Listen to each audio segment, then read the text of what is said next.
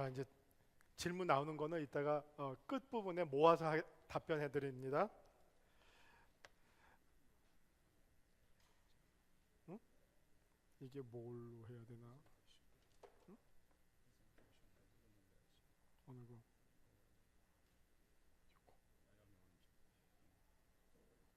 아까 주신 거.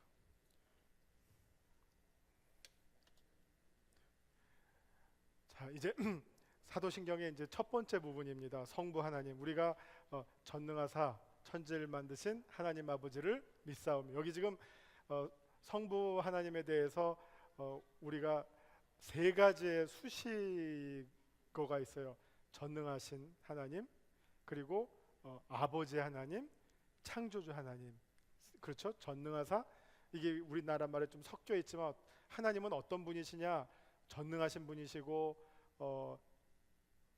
아버지가 되시고 창조주가 되십니다. 하나님 대표적인 세 신앙 고백이 성부 하나님을 향해서 고백되어집니다. 그래서 그 내용을 보는데요.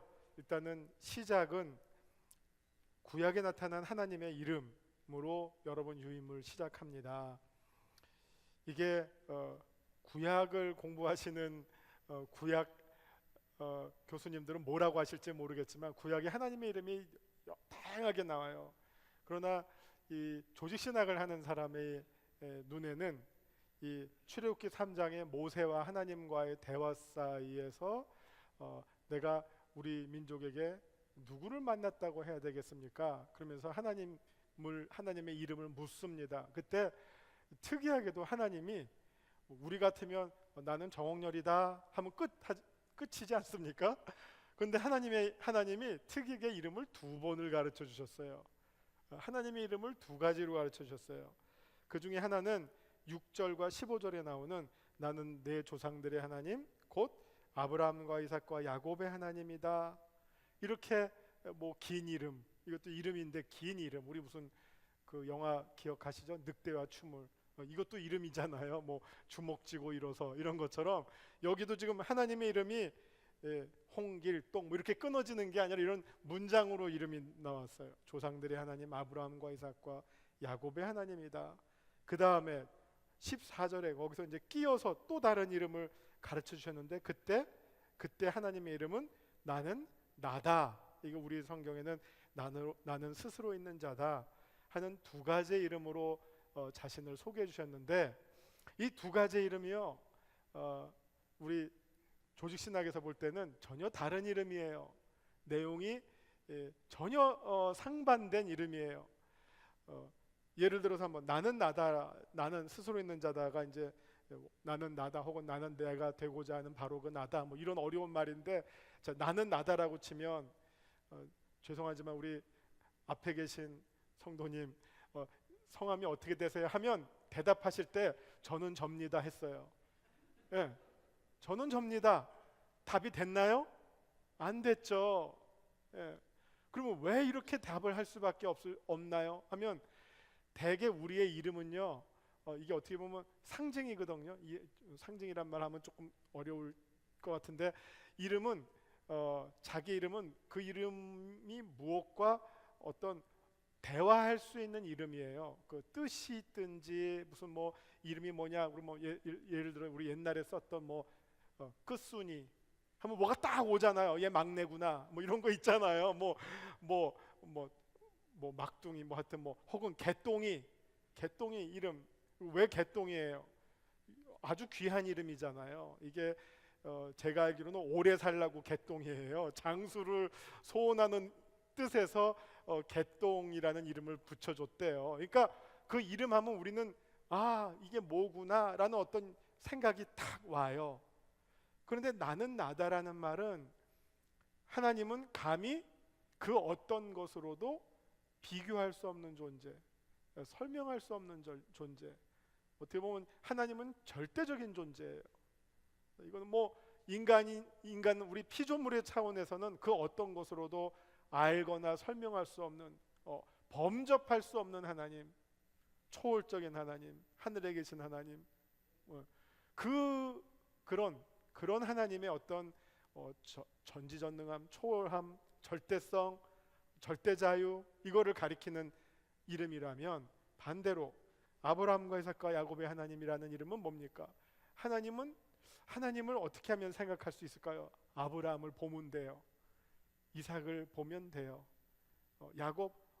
야곱의 삶과 함께 하셨어요.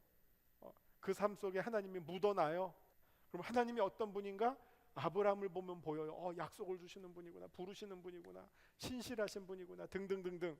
하나님 이런 분이시구나. 이게 이제 소위 우리 조직신학 용어로는 나는 나다는 하나님의 초월성이고, 아브라함과 이삭과 야곱의 하나님은 하나님의 내재성이라고 말해요. 그러니까 우리와 함께 하시는, 그러니까 이 하나님은 임마누엘의 하나님이죠. 우리와 함께 하시는 하나님. 아브라함과 이삭과 야곱과 함께 하셨던 그 하나님은 곧 우리와 함께 하시는 하나님, 우리 역사 속에 계시는 하나님, 정말 우리의 세밀한 울부짖음에도 응답하시는 하나님, 그런 하나님이에요. 가까운 하나님. 그러나 동시에 나는 나다는 너무나 먼 하나님, 절대적인 하나님, 봄은 죽는 하나님, 뭐 이런 하나님으로 또 같이 소개되고 있다는 거. 이게 아까 삼위일체 안에도 역설이 있잖아요. 셋이면서 하나. 이번에도 이거는 둘이지만 서로 역설적인 관계죠. 알려지지만 알 수 없는 이 하나님이 동시에 있기 때문에 우리는 언제나 하나님에 대해서 친밀성과 함께 경외감을 동시에 가져야지, 너무 친밀하게 하면 하나님을 맘먹으려고 그러는 것이고, 너무 경외만 따지다 보면 하나님이 너무 멀리 있어서 우리와 무관한 하나님이 되고, 그래서 성경은 이 두 가지를 함께 우리들에게 하도록, 너무 가까워도 안 되고 너무 멀어도 안 되는, 그렇게 하나님을 설명해 주고 있는데, 이게 이 두 이름이 어떻게 보면 성경에 쭉 흐르는 아주 중요한 정신이에요. 제가 차 교수님이 어떻게 강의하셨는지 잘 모르지만, 이 교수님이 강의하시고 난 다음에 저한테 또 요약을 해서 저한테 또 뭐 얘기해줘요. 그럼 선악과도 마찬가지예요. 아주 막 먹고 싶게 보이지만 먹으면 안 되는 거, 그렇죠? 예, 너무 가까워요. 동산 한가운데서 먹고 싶어요. 그러나 먹으면 안 되는 거. 이게 가깝지만 이 오묘한 관계를 잘 유지해 나가는 게 어떻게 보면 신앙의 지혜고, 신앙의 어떤 기준이고 맛이라고 볼 수 있겠죠. 자, 그 가운데 이제 이 안에서도 전능하신 하나님 얘기했다가, 그 다음에 또 아버지 얘기했다가, 또 그러면서 또 창조주 하나님 얘기하니까 오르락내리락 하시죠. 자, 우리 아버지로부터 시작합니다. 아버지라고 하는 말이 어떤 뜻이 담겨져 있느냐? 자애로우신, 궁극적으로 우리를 위한 하나님, 하나님의 백성, 자녀, 뭐 이렇게 이제 요약이 나왔는데요. 우리 많은 분들 우리 기도할 때, 옆 사람 기도할 때 들으면 무슨 소리밖에 안 들리면 주여 소리 아니면 아버지 하는 소리밖에 안 들리죠. 우리가 할 때 하나님을 향해서 아버지로 부를 수 있는 것이 얼마나 큰 특권인지 몰라요.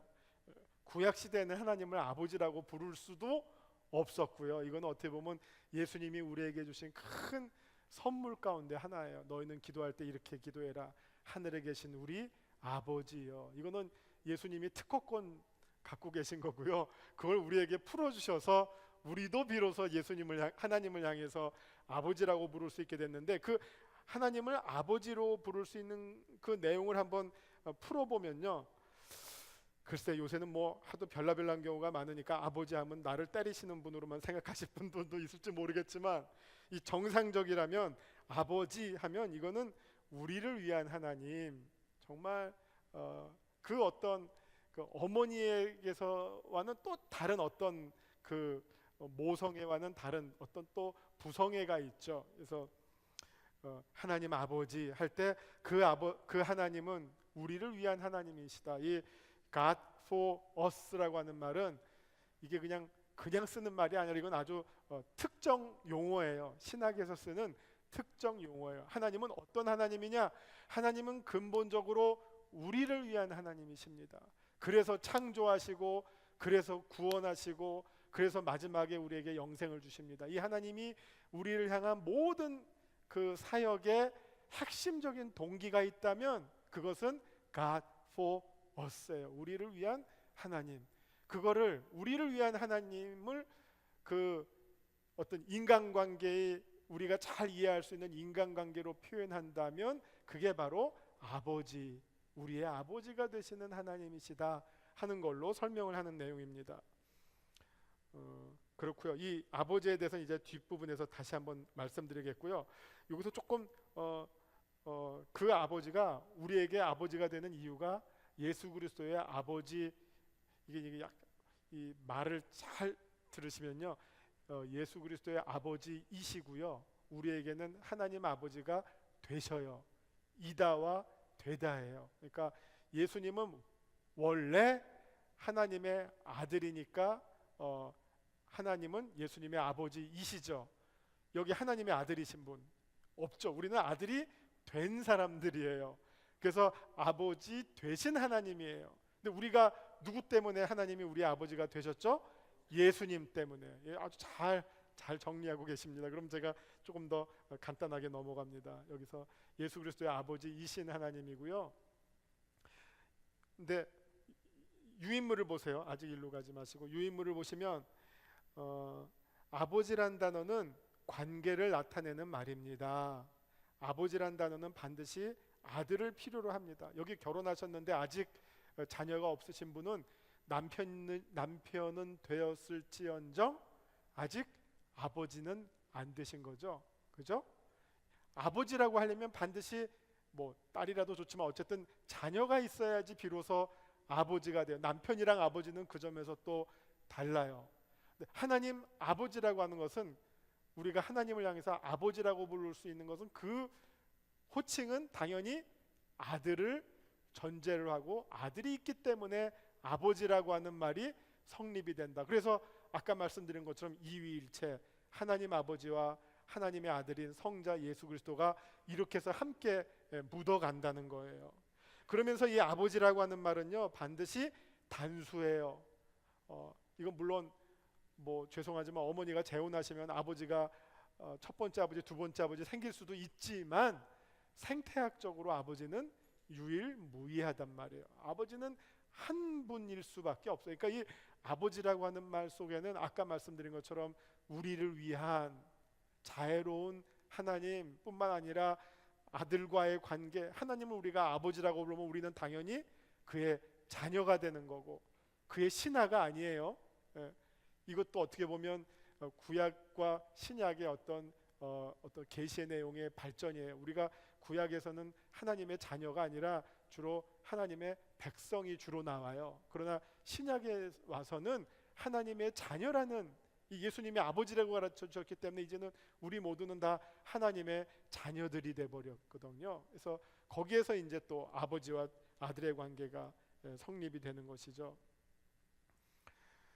그래서 이제 여기 유인물 보시면 아들이 있어야지 아버지가 성립되고, 그리스도교 신앙에서 아들 없는 아버지를 상상할 수 없듯이 마찬가지로 예수 그리스도 없는 하나님 아버지는 상상이 불가능하다. 여기에서 이제 예수 그리스도의 유일성이 또 한번 암시가 되죠. 그 다음에 아버지는 항상 단수를 동반한다. 그리고 예수가 그리스도이심을 인정하는 것이 그리스도교 신앙이라면 예수 그리스도가 하나님의 아들임을 인정하는 것, 다시 말해서 하나님이 예수 그리스도의 아버지심을 인정하는 것도 그리스도교 신앙의 핵심이다. 예수는 하나님을 아버지로 부르셨고 하나님도 예수님을 아들로 부르셨다, 등등. 그래서 이제 성경에 보면 예수가 하나님의 아들임을 믿는 것이 곧 영생을 얻는 길, 생명을 얻는 길이다, 이렇게 나오고요. 그 다음에 우리의 아버지 되신 하나님으로 넘어갑니다. 성경은 우리가 미처 다 찾지는 못하겠고요. 제가 이제 그림 하나 보여드릴게요. 이 그림 보신 분 계실 줄 압니다. 이 그림이 이게 확실히 잘 나오는데요. 아무리 이 렘브란트가 검은색을 잘 썼어도 이거는 너무 안 보이네요. 자, 이 그림은 렘브란트가 그린 그 돌아온 탕자라는 그림인데요. 우리가 늘 성경에서 이 돌아온 탕자의 제목으로 익숙했지만 이거를 뒤집으면 기다리는 아버지 혹은 용서해 주시는 아버지라는 제목이 더 성경적인 것 같아요.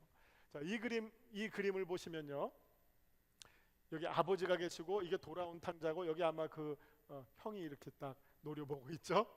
자, 렘브란트는 우리가 종교계의 화가라 그래요. 그래서 성경을 모티브로 수많은 그림을 그렸어요. 근데 그 중에 아마 이 그림만큼 유명한 그림이 없어요. 물론 뭐 엘리야도 그리고 뭐 수많은 그림 그렸지만 이게 저기 페세르부르크에 있는 에르미타주 미술관에 가면 이 그림이 그 박물관의 최고의 작품이래요. 마치 뭐 루블 가면 모나리자 보듯이.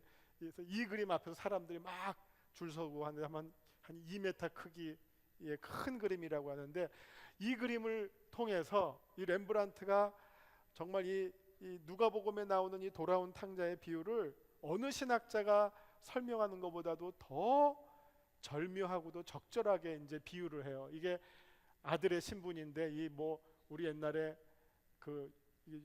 여기서 욕하면 안 되는데 무슨 욕할 때 이 거지 발사계 같은 XX에 하잖아요. 거지 발사계.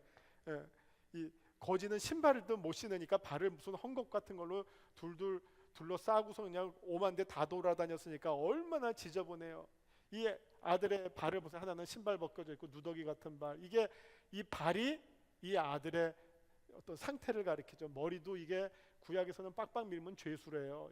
머리도 이게 빠졌는지 뭐 밀었는지 저도 좀 캥기는데 머리카락이 별로 없어요. 그리고 정말 어머니의 자궁에 들어가듯이 아버지에 푹 안겨있는데, 여기서 중요한 거는 지금 아버지를 그리는 장면이에요. 이게 보이실지 모르겠지만 렘브란트가 아버지를 그릴 때 이 용서해 주시는 아버지를 그릴 때 하나님 아버지를 연상하면서 그렸어요. 그래서 보시면 이 그림의 아버지의 눈은 장님이에요. 장님. 이 눈을 지금 예를 들어서 내가 너를 용서한다 하면서 우리가 뭐 흔히 말할 때 상대방 눈 보고 얘기하잖아요. 근데 용서해 주겠다고 하면서 눈을 뚫어지게 보면 그게 용서가 안 되는 거죠. 한번 생각을 해봐요. 내가 너 용서해 줄게 이놈아 하면서 눈을 뚫어지게 봐요. 그러면 전혀 용서가 아니에요. 눈 용서해 줄 때는 어떻게 해야 되죠? 외면을 해야죠. 그래, 이래야지 이게 용서가 되는 거지. 이러면서는 용서가 안 되는 거죠. 그래서 렘브란트는 이 용서라는 말을 어떻게 표현했느냐? 아버지의 눈이 멀었어요. 장님을 눈을 감은 걸로 그렸는지 장님으로 그렸는지 뭐 해석하기 나름이에요. 뭐 아들이 돌아오기를 기다리다가 너무 기다리다가 그 눈이 멀어버렸다라고 해도 되고, 그 다음에 진정한 용서는 죄를 보는 것이 아니라 죄를 간과하는 거다, 눈 감아주는 거다 하는 의미에서 그 용서하는 아버지의 모습. 그 다음에 또 하나는 이 손을 보면요, 이 두 손이 달라요. 왼손 오른손이 달라요. 이게 제가 지금 그림으로는 잘 식별이 될지 모르겠는데, 틀릴 수도 있겠는데 하여튼 왼손 오른손 저도 헷갈리는데, 왼손은 여자 손을 그리고요, 오른손은 남자 손이가, 이게 좀 더 정확하게 보이면 왼손이 남자 손인지 오른손이 남자 손인지, 어쨌든 손이 짝짝이에요. 왜 짝짝이냐? 하나는 용서하는 손이고 하나는 용서하는 품어주는 손이고 하나는 심판하는 손이에요. 손이 이제 다 같이 그냥 센 손을 그린 게 아니라 이 손을 차별나게 그렸어요, 일부러. 그래가지고 이 용서의 어떤 이 드라마틱한 요소를 더 드러내고 있고요. 이 형은 눈을 부릅뜨고선 쳐다보고 있거든요. 이놈의 자식, 뭐 이런 식으로. 거기서 용서가 이루어지고 있지를 않는 거죠.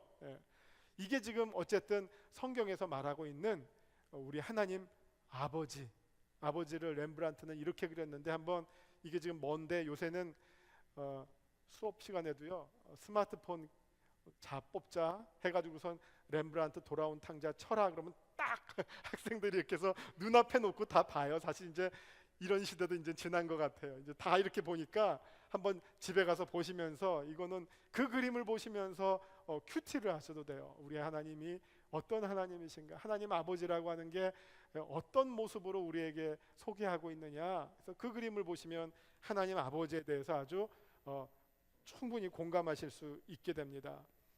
그 다음에 아버지 상이고요. 그 다음에 아버지 상에 우리 유인물에는 하나님 아버지 상의 재발견이라고 나와 있습니다. 여러분 루터가 종교개혁한 거 아시고요. 그 다음에 그때 이신칭의 혹은 이신득의라는 말 많이 들어보셨잖아요. 우리가 믿음으로 의롭다함을 받는다. 그래서 믿음의 재발견 이렇게 이제 많이 배우셨을 거예요. 근데 그의 루터가 믿음을 재발견하고 하나님의 은혜를 재발견했지만 그 이면에는 또 이런 스토리도 있어요. 뭐냐? 하나님이 우리의 아버지가 되신다 하는 이 예수님의 가르침을 어떻게 말하면 1500년 만에 다시 발견한 거예요.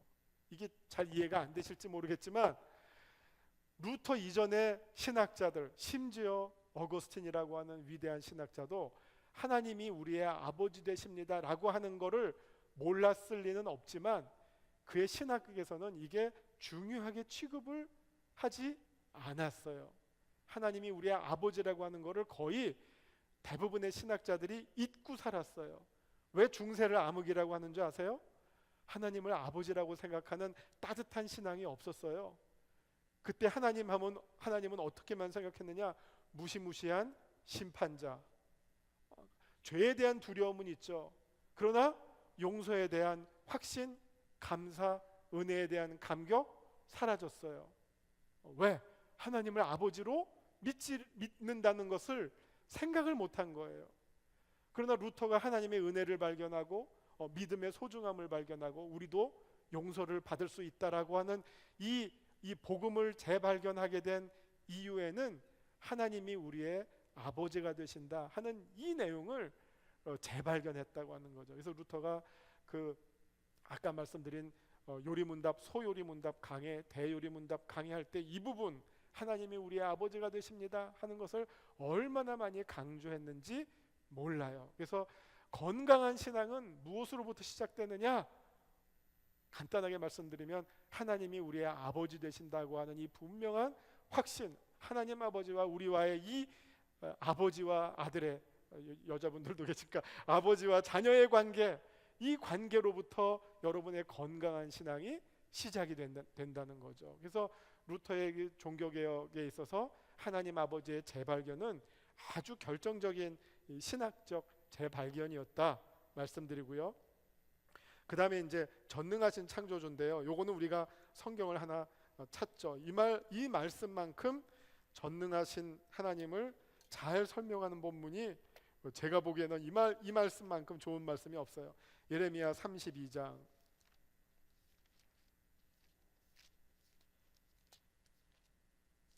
이 소위 전능하신 하나님이라고 하는 말은요, 우리 신학에서 하나님이 어떤 분인가 할 때 하나님의 그 속성이라고 하는 부분이 있어요. 하나님은 이어서 전능하신 분, 전지하신 분, 영원하신 분, 무소부재하신 분, 공의로우신 분, 뭐 등등등등 하나님의 성품을 설명하는 정말 수십 가지 혹은 수백 가지의 레파토리들이 있죠.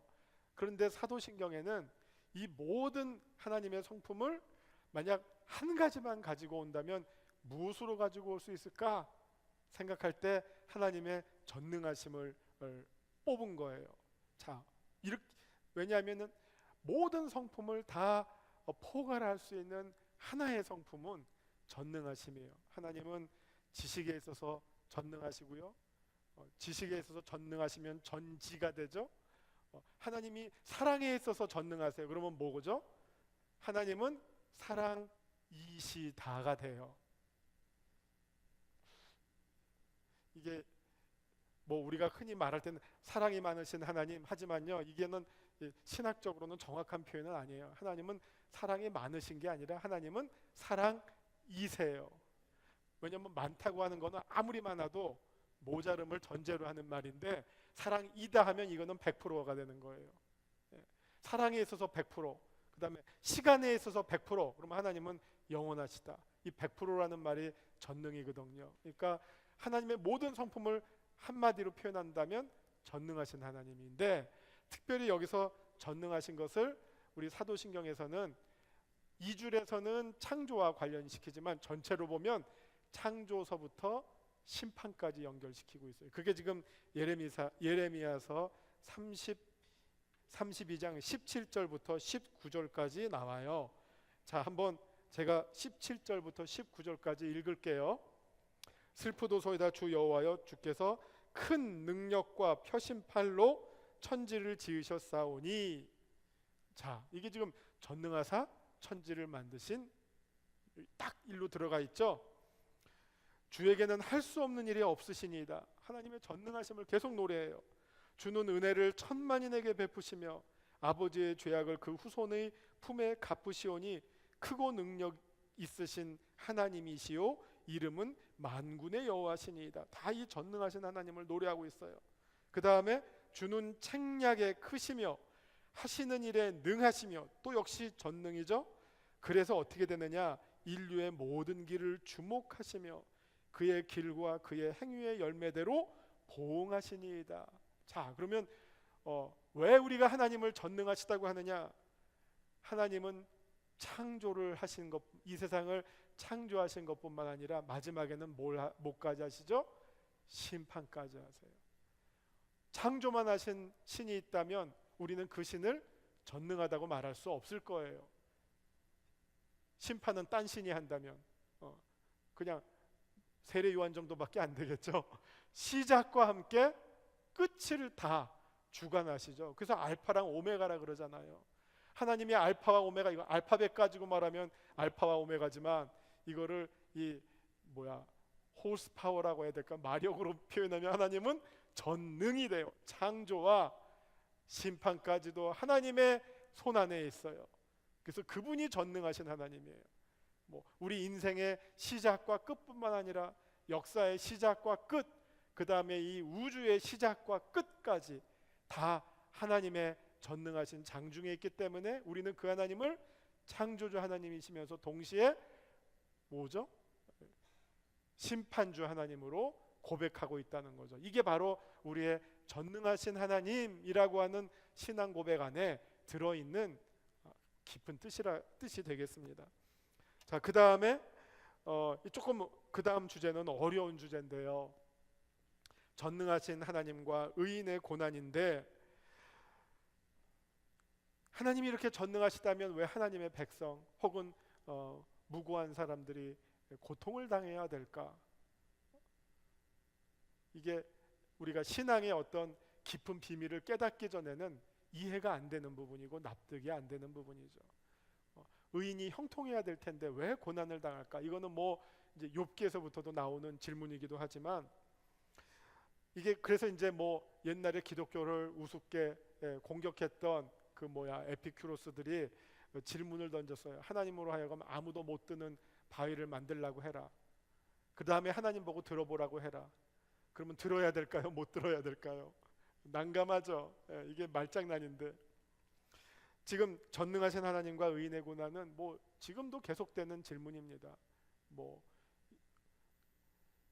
저는 교회 광고에서 뭐가 제일 큰 관심을 갖는 란이냐 하면은 별세 광고예요. 별세 광고. 그래서 내가 아시는 분 가운데 혹시 주중에 누구 돌아가신 분이 있나 하는 거를 자꾸 보게 되더라고요. 왜냐하면 저도 제가 있는 교회 지금 제가 한 25년째 사역해요. 원로 협동 목사여서 저도 그래서 보면 이제 같이 거의 이제 30년 같이 살아오잖아요. 그러니까 어울리셨던 분들 가운데 먼저 부름 받으신 분들 많아요. 그래서 또 어떨 때는 연락이 오면 또 제가 찾아뵙는 분들도 있는데, 근데 이제 제일 가슴 아플 때가 너무 어린아이가 부름 받거나 아니면 막 젊은 분들이 돌아가실 때는 더 좀 마음이 힘들어지고, 또 어떨 때는 이거를 우리 교회가 이것도 교인들이 어떻게 감당해야 할까 하는 아주 가슴 아픈 그런 죽음도 있어요. 그럴 때 이제 우리가 이런 질문들이 등장하잖아요. 하나님, 어떻게 이런 일이 일어났습니까? 너무 가슴이 아프고, 하나님 웬만하면 좀 안 이랬었으면 더 좋았을 텐데요 하는 이런 질문들이 있죠. 그다음 얼마 전에 우리 세월호 일주기 됐는데, 그것도 왜 그 어린아이들 그렇게 정말 안타깝게 그런 일이 일어나야만 합니까? 우리 한국교회와 한국 백성이 깨달으려면 다른 메시지도 있을 텐데 왜 꼭 그런 안타까운 일이 일어날까요? 답이 안 나오는 문제들이죠. 그러니까 이게 이제 신학에서 늘 등장하는 질문이고 풀기가 어려운 질문이에요. 그래서 우리가 신학에서는 여기에서 두 가지로 답을 해요. 하나는 십자가의 신학이라고 하는 것과 또 하나는 종말론. 십자가의 신학이라고 하는 것은 우리 기독교 신앙은 고난과 무관한 신학이 아니에요. 고난과 무관한 신앙이 아니라 고난이 우리 신앙의 가장 깊숙한 곳에 있어요. 우리는 그 고난과 함께하는 신앙이고, 그리고 그 고난을 이겨내는 신앙이에요. 그게 예수님의 십자가와 부활이거든요. 그래서 예수님이 누굽니까? 하나님의 아들이에요. 하나님 자신인 분이에요. 그분이 만약 고난을 당하지 않았다면 우리는 고난 당하는 자들을 향해서 할 말이 하나밖에 없어요. 너 죄 지었구나. 근데 그게 아니거든요. 예수님께서 요한복음 8장에서도 날 때부터 속용된 자라든지 뭐 실로암 망대 무너졌을 때 그게 그들의 죄가 뭐 부모 때문이냐 자기냐 아니면 그들의 죄가 더 많아서 그런 것이냐, 고난에는 여러 가지 원인이 있지만 그러나 이 정죄 신앙만이 고난은 아니에요. 네가 죄 지었으니까 그런 고난을 당한다, 이것만은 아니에요. 우리가 설명할 수 없는 고난의 원인은 더 깊은 내용들이 많이 있고, 우리의 신앙은 그 고난과 함께 형성이 되어가는 신앙이라는 거죠. 그래서 많은 경우에는 우리가 그 고난에 대해서 지금 답을 줄 수가 없지만 그 답을 우리가 언제 얻게 되느냐, 요한계시록 마지막에서 설명하는 것처럼 우리가 정말 하나님 나라에 갔을 때 우리의 눈물을 씻어주시고 우리의 한숨을 닦아주시는 그 하나님 앞에 갔을 때 우리의 모든 숙제와 고난의 문제가 최종적으로 해결되고 풀리고 회복될 거라고 하는 이 종말 신앙, 그것과 십자가 신앙, 이 두 가지를 가지고 우리가 고난의 문제를 지고 이겨나가는 길밖에 없고요. 그 다음에 교회 안에서 그런 고난이 있을 때는 다른 방법이 없죠. 우리가 같이 정말 로마서 12장의 말씀처럼 같이 울어주고 그것을 통해서 서로 기도하고 위로받고 기다려주고 회복되기를 힘을 보태주고 그 길밖에 없고, 뭐 이 원인은 뭐다라고 하는 섣부른 답은 어떨 때는 지혜롭지 않은 경우가 더 많아요.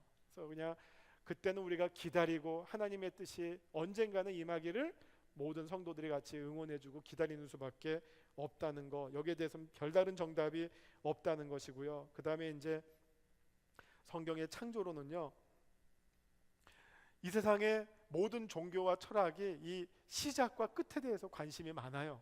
특별히 우주의 시작에 대해서 관심이 많아요. 이거는 또 과학의 고민이기도 해요. 과학의 관심이기도 해요. 그런데 어쨌든 정말 예를 들어서 플라톤이라고 하는 사람도 이 우주의 시작에 대해서 설명을 하는데 성경처럼 무로부터의 창조를 설명해 주는 종교와 신화와 철학은 없어요. 다 뭔가 있는 것으로부터 뭘 만들었다, 다 그런 식으로 설명하든지, 아니면 옛날에 이런 신과 이런 신이 있었다, 근데 이 신이 이겨가지고 이렇게 생겼다, 대개 이런 식으로 설명하지, 우리 성경처럼 아무것도 없는 상태에서 오직 하나님으로 말미암아 하나님에 의해서 이 세상이 창조로 시작되었다라고 정말 용감하게 선언하는 이 창조 신앙을 갖고 있는 종교는 기독교밖에 없어요. 그래서 이 뭐 빅뱅 설명하자면 왜 빅뱅이 생겼다는 거예요. 그거에 대한 설명 없어요. 빅뱅이 있었다 해요. 그러나 성경은 태초에 하나님이 천지를 창조하셨다 하고 시작해요. 이 점에 있어서는 분명한 차별성이 있고요. 이 진화론의 공격이 기독교에 큰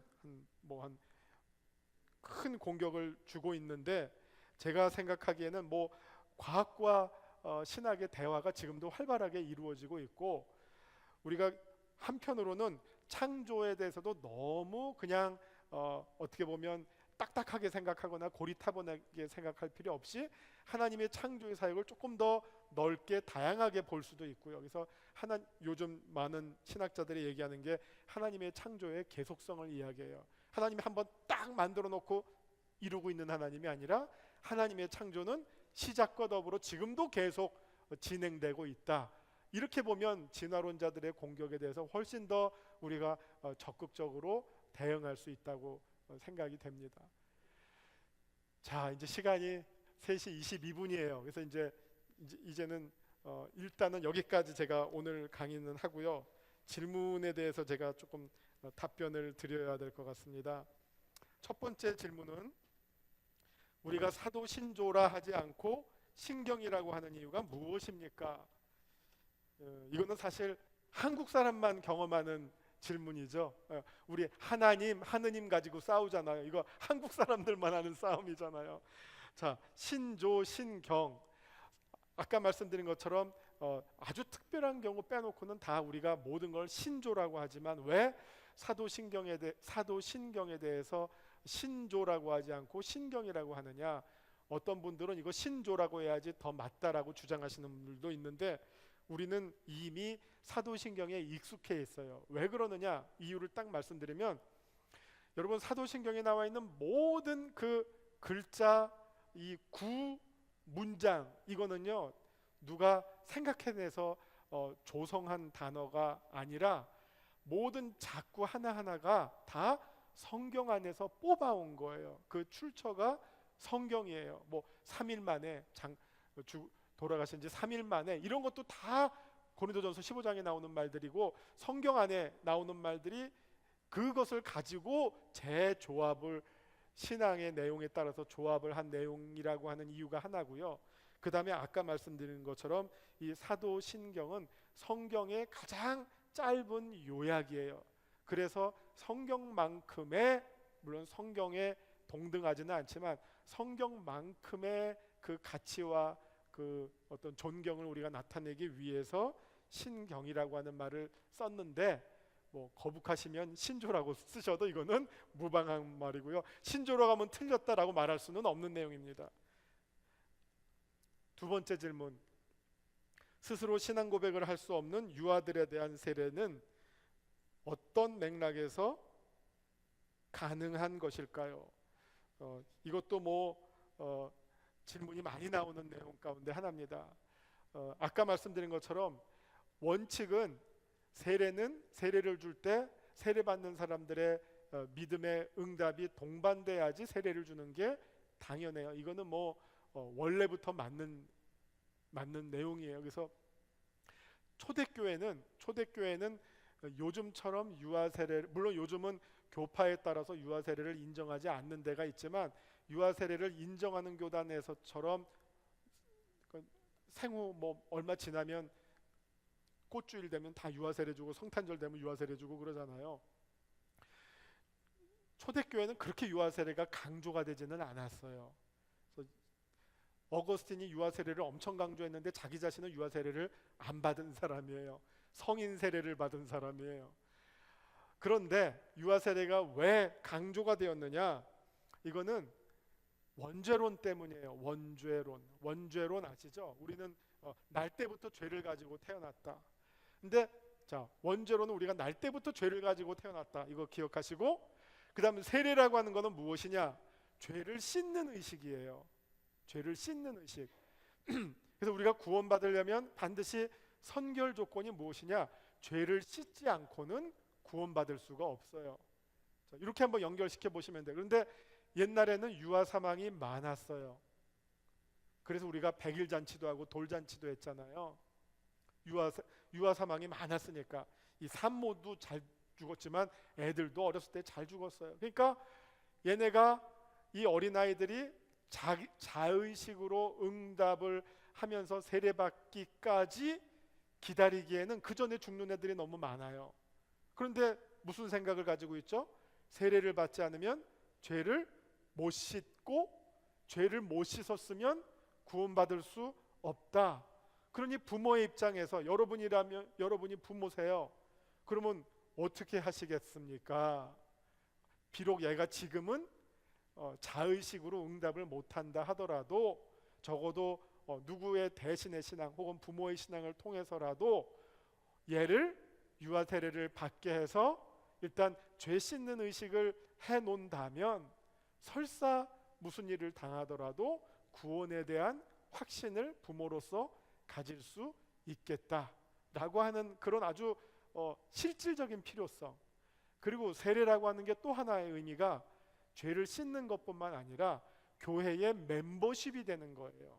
교인이 되는 거예요. 정식 교인. 우리 정식 교인이 되는 거는 여기도 아마 노회할 때 세례교인 몇 명으로 보고하시잖아요. 등록교인은 소용없어요. 세례교인 몇 명, 그거에 따라서 다 당회원의 이 수까지 다 배정이 되는 거거든요. 그러니까 정식 교인이 된다는 것은 세례를 통해서기 때문에 이 유아라 하더라도 세례 받기 전에는 그럼 이 유아는 우리 교회 교인이 아닌 거예요.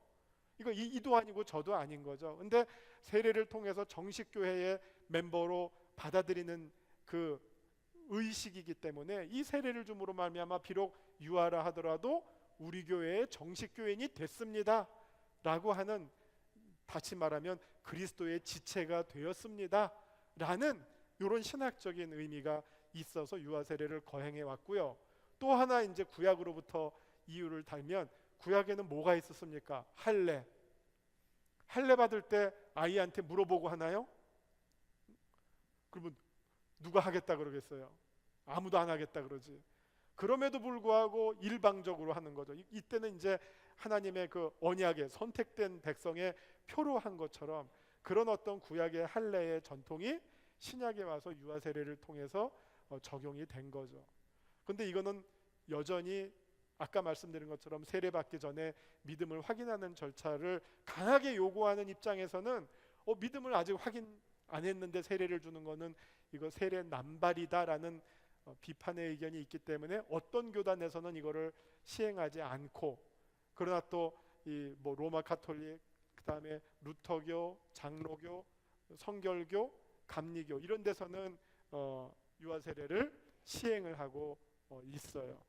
근데 이거는 한다고 하거나 안 하거나 이거는 무슨 어떤 교단이 가지고 있는 신학적 입장에 따른 것이지 틀리고 맞고의 문제는 아닌 거라고 생각이 됩니다. 그래서 뭐 장로교 신학자 가운데서도 유아 세례 반대하는 사람이 있고요.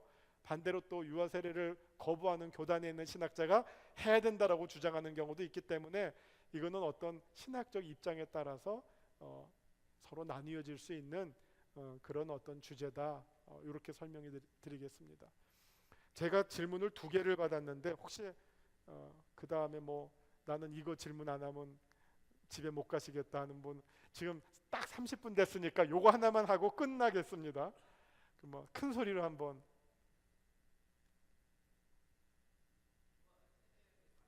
유아 세례? 그냥 세례요?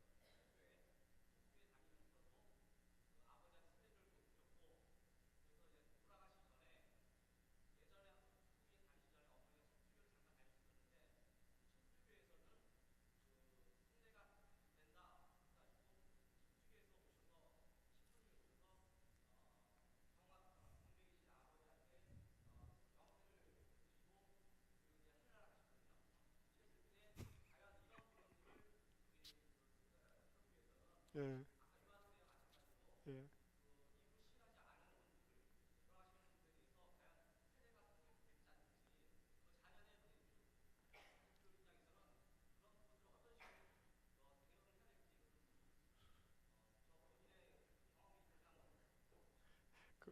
제가 꼭 그때 그 세례 주면 안 된다고 답변하셨던 목사님이, 그걸 제가 확인해야지. 그걸 제가 확인해야지 지혜로운 답변이 나올 것 같아요. 아, 복합 사례네요. 이건 완전히 그냥 세례에 대해서 여러 가지가 다 섞였는데 이거를 우리 나중에 세례를 공부할 시간이 있을지 모르겠는데 그때 해야 될지 아니면 그냥 들어보니까 궁금하세요? 예, 그러면 그냥 조금 오버돼도 해도 될까요? 예. 뭐 여러 개가 섞여 있어요. 지금 여기 좀 의사 선생님 계시다가 나가셨는데 그 사람이 이 청각이 제일 마지막까지 살아 있다잖아요. 그래서 막 이 언어 능력은 이거는 막혀도 이거는 모르겠어, 돌아가신 분한테 확인은 못했지만 이게 제일 끝까지 남아 있대요. 그래서 그때 말하면 다 듣는데요. 반응은 못해도 그런 어떤 우리 의학적인 지식을 한번 전제로 하고요. 세례 이게 지금 참 끝없는 논쟁인데 자기의 응답과 믿음이 확인이 돼야 된다라고 하는 거는 세례 이 논쟁으로부터 시작돼요. 세례가 믿음에 대한 이게 잘 들어보세요. 믿음에 대한 확인이냐 아니면 믿음을 강화시키는 거냐 이 논쟁이 두 개가 계속이 돼요. 믿음에 대한 확인이냐 아니면 믿음을 강화시키는 거냐 이 두 개는 반대말이에요. 믿음에 대한 강화는 이 사람이 이미 믿음이 있어요. 거기에 대해서 이게 세례예요. 그렇죠? 근데 믿음에 대한 강화는 세례를 통해서 믿음이 생겨난다는 말이에요. 근데 사실은 이 논쟁이 있지만 정답은 두 개 다인 측면이 있어요. 두 개 다. 왜냐하면 세례를 믿음에 대한 이거로 보면요, 세례 안 받아도 돼요. 막말로 이미 믿음이 있거든요. 뭐 굳이 이거 하면 좋지만 이거 못했다고 큰 문제가 될 게 없고요. 그러나 믿음에 대한 강화라고 하면 안 주면 안 돼요. 그건 꼭 해야 돼요. 이런 말 나올 때 이제 꼭 나오는 질문이 뭐냐? 구원받은 강도예요. 구원받은 강도가 세례 받았냐? 왜냐하면 이게 이 세례론이 이 로마 카톨릭을 타면서 우리 이 교회 개신교까지도 구원의 결정적인 방법이라고 강조되어 왔어요. 사실은 그거는 일견 맞는 말이에요. 왜 그렇지 않으면 그거 받아도 된다 안 받아도 된다 하면 뭐 굳이 뭐하러 세례를 받겠어요. 그러나 교회의 기능 가운데 교회는 뭐 하는 데냐? 교회가 뭐 하는 데냐? 나중에 배우겠지만 교회는 하나님 말씀을 선포하고 세례와 성찬을 거행하는 곳이에요. 이거는 예수님 우리 아까 했잖아요. 마태복음 28장 19절 아버지와 아들과 성령의 이름으로 세례를 주라. 예수님의 명령이기 때문에 이거는 해야 되는데 왜 해야 되느냐? 아까 말한 것처럼 죄를 씻는 것이고 그리스도의 지체가 되는 것이고 이만큼 중요한 것이기 때문에 해야 되는데 그 안에는 두 가지 성격이 다 있다는 거죠. 믿음에 대한 강화와 믿음에 대한 인증, 확인. 그래서 유사시에는 어느 하나가 빠질 때는 나머지 하나를 위해서라도 하는 게 좋아요. 안 하는 것보다는 하는 게 좋아요. 아까 그 경우에서 만약 그 아버지가 이 뇌경색이 와서 반응을 못 하신다 하더라도 그래도 자녀들의 마치 유아세례랑 똑같은 상황 아니겠어요? 그 자녀들의 마음이 다 믿는데 아버지만 안 믿어. 근데 우리 자녀들의 마음은 그래도 우리 아버지가 세례를 받고 천국 가시면 더 좋겠다. 이거는 제가 볼 때 이런 차원은요, 이거는 신학적인 차원이 아니라 목회적인 차원으로 답을 해줬어야 되는 거죠. 뭐 예를 들면 뭐 요새 그런 일 많으니까 성도들도 자살하잖아요. 그럼 이거 교리적으로 안 된다라고 담임 목사님이 나 장례 집례 안 해 하면 그 유족은 어떻게 하겠고 어떻게 하겠어요? 가뜩이나 괴로운데 그때는 신학적인 이유가 아니라 목회적인 이유로 그걸 품고 장례식 해주고 위로를 줘야 된다고 저는 생각해요.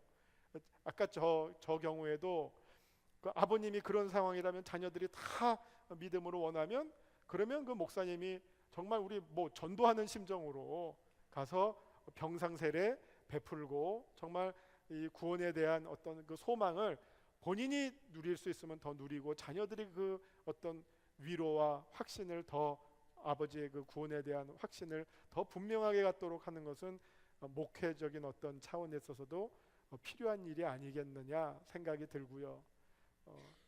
그러면서 카톨릭이 그걸 왜 했을까 하는데 그것도 좀 저도 이중적인 생각이 들어요. 그러니까 카톨릭은 개신교보다 세례를 훨씬 더 엄격하게 줘요. 영세를 뭐 교육도 뭐 6개월 이상 뭐 훨씬 더 오래 받아야지 영세를 줘요.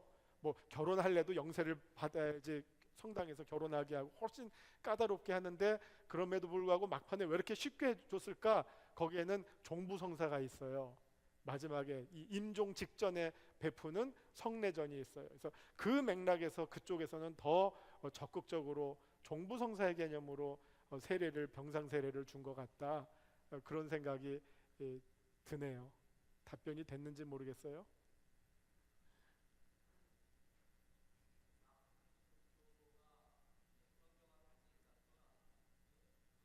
그런 상황이 발생된다면,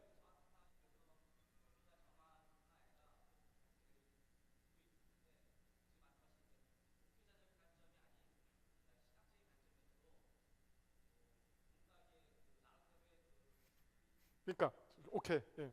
그러니까 신학적인 관점에서도 아까 말한 것처럼 믿음에 대한 인증뿐만 아니라 믿음에 대한 강화의 측면에서 길이 있다는 거예요. 예. 그 믿음에 대한 강화가 바로 유아 세례를 가능케 하는 신학적 이유이기도 해요. 우리 자녀한테 예방 주사 줄 때 애들 동의 받습니까? 동의 받으면 예방 주사 맞겠다고 할 애가 어디 있어요? 다 도망가지. 그럼에도 불구하고 왜 합니까? 이게 좋은 거예요. 아주 그냥 쉽게 말씀드리면 좋은 거고 필요한 거니까 하잖아요. 이 세례라는 것이 이거를 아이한테 베품으로 모욕을 주거나 피해가 갑니까? 그러면 안 해야죠. 그러나 이거는 얼마나 은혜롭고 좋은 거예요. 그런 의미에서 하는 거에 대해서 우리가 조금 더 여유 있게 생각하실 필요는 있다 하는 겁니다. 자, 10분 오버됐는데요. 하여튼 감사합니다. 경청해 주셔서.